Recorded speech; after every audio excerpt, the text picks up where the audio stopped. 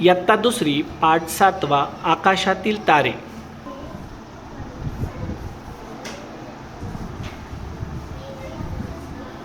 एकदा बादशाह आणि बिरबल चांदण्या रात्री गप्पा मारत बसले होते.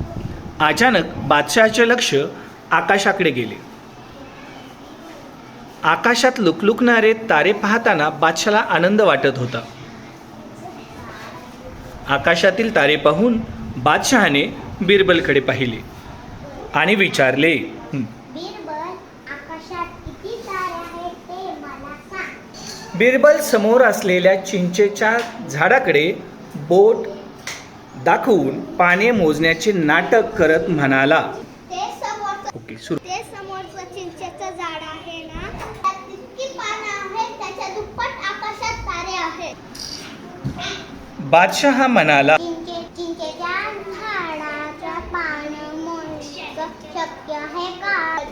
झाडाची पानं मोजता येत नसतील खूप दूर असलेल्या आकाशातले तारे कसे मोजता येतील? बिरबल उत्तरला.